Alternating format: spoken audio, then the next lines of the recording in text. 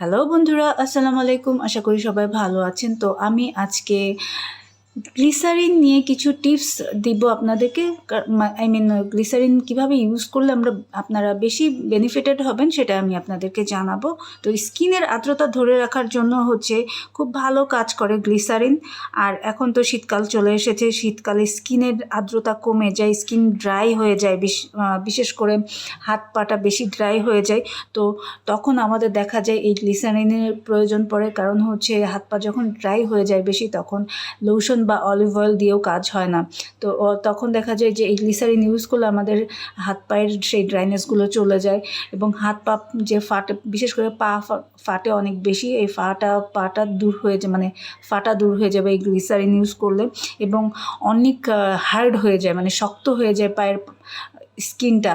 তখন এই glycerine use করলে আপনার পায়ের শক্ত ভাবটাও চলে যাবে। তো আমি আজকে 3টা গ্লিসারিন নিয়ে কথা বলবো। এই 3টা গ্লিসারিন বাংলাদেশে বেশি প্রচলিত এবং এই গ্লিসারিনগুলো একটা মেরিলের গ্লিসারিন, একটা কিউটের গ্লিসারিন অ্যান্ড একটা মেরিলেরই, আর একটা রোজ ওয়াটার গ্লিসারিন। এই 3টে গ্লিসারিনই বাংলাদেশে অনেক অ্যাভেলেবেল, সবাই এটা ইউজ করে, অ্যাভেলেবেল পাওয়া যায়। এবং মেরিলের এই দুইটা, রোজ ওয়াটার এবং মেরিল গ্লিসারিন, এই দুইটাই আপনার একই কোম্পানির। বাট আমি যেটা দেখেছি, যে আমি 3টাই ইউজ করে দেখেছি, আমার কাছে বেশি পছন্দ হয়েছে রোজ ওয়াটার গ্লিসারিনটা।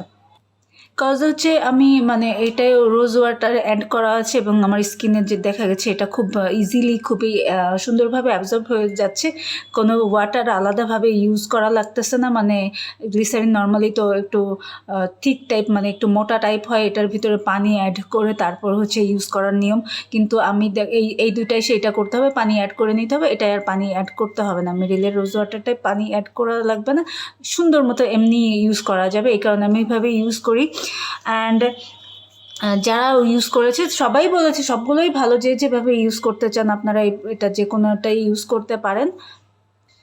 তো এখন বলি কিভাবে ইউজ করলে ভালো হবে স্কিনের জন্য। প্রথমে বলি, যাদের পায়ে অনেক ড্রাই, পাটা অনেক বেশি ড্রাই, তারা যে কোনো লোশন বা অলিভ অয়েলের সাথে 2 ফোঁটা গ্লিসারিন নিয়ে ভালোভাবে পায়ে গোড়ালিতে লাগিয়ে নেবেন। তারপরে ভালোভাবে মাসাজ করে নেবেন, সুন্দর মতো স্কিনটায় বসায় নেবেন, পায়ের গোড়ালির স্কিনটায় বসায় নিতে হবে মাসাজ করে।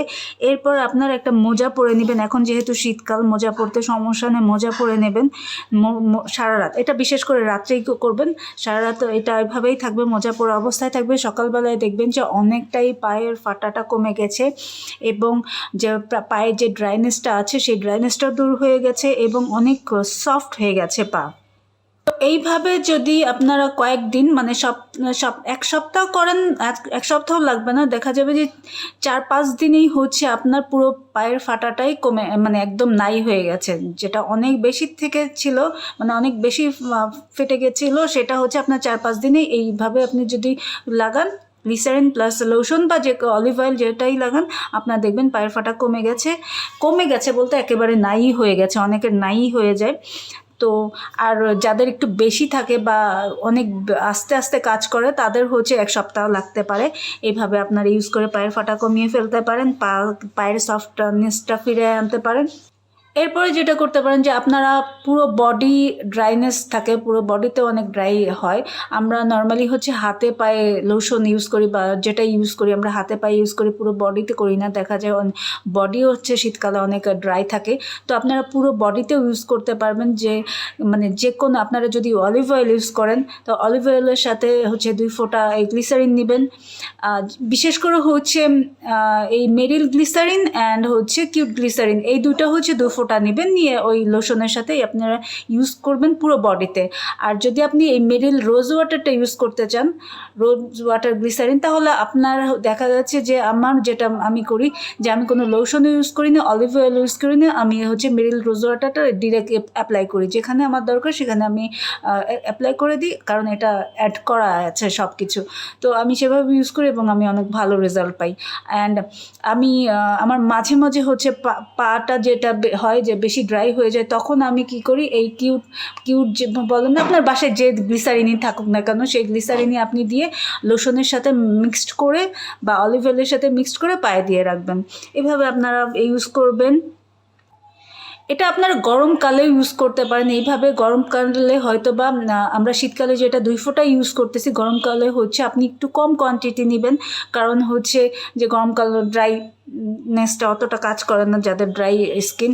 তো এইভাবে ইউজ করলে সারা বছর ইউজ করতে পারবেন, সারা বছরই আপনারা হেলদি একটা সুস্থ আপনারা স্কিন পাবেন। এবং আপনারা যারা বাসায় বিভিন্ন রকমের ফেস প্যাক ইউজ করেন রূপচর্চার কাজে, তো এই ফেস প্যাকগুলোতে যদি আপনারা 2 ফোঁটা বা 1 ফোঁটা গ্লিসারিন ইউজ করে নেন, দেখবেন যে স্কিনের জন্য অনেক ভালো ভালো রেজাল্ট আসতেছে। কারণ ফেস প্যাক নর্মালি আমরা এই ফেস প্যাক ইউজ করে ভালো রেজাল্ট পাই, কিন্তু এই গ্লিসারিন ইউজ করার পর আরও ভালো রেজাল্ট পাবেন। তারপরে দেখা যায় যে অনেকে নাইট ক্রিম ইউজ করে, আই মিন হোয়াইট হওয়ার জন্য, ফর্সা হওয়ার জন্য বা যে কোনো কারণে নাইট ক্রিম ইউজ করে। সেই নাইট ক্রিমের সাথেও যদি আপনারা গ্লিসারিন 1 ফোঁটা 2 ফোঁটা নিয়ে নেন, তখন দেখা যাবে যে স্কিনের জন্য যে সমস্যাটা হয় নাইট ক্রিম ইউজ করলে, নর্মালি নাইট ক্রিমগুলো হচ্ছে স্কিনের ক্ষতি করে একটা সময়, তো এই একটা সময় ক্ষতিটা দূর হওয়ার জন্য আপনারা গ্লিসারিনটা অ্যাড করে নেবেন। দেখবেন যে স্কিনের ক্ষতিটা আগে যেটা হইতো সেই রকম পরিমাণটা কমে গেছে এবং স্কিনের গ্লোয়িংনেসটা ঠিকই রাখতেছে, ব্যালেন্স রাখতেছে। তো গ্লিসারিন হচ্ছে অ্যান্টি এইজিংয়ের কাজ করে, মানে এটা ইউজ যত করতে থাকবেন আপনার এইজিংয়ের ব্যাপারটা ঠিক রাখবে, মানে বয়সের ছাপটা পড়তে দেবে না এবং স্কিনকে টান টান রাখবে। কিন্তু একটা ব্যাপার আছে, অতিরিক্ত গ্লিসারিন ইউজ করার ফলে আবার স্কিনের সমস্যাও হয়।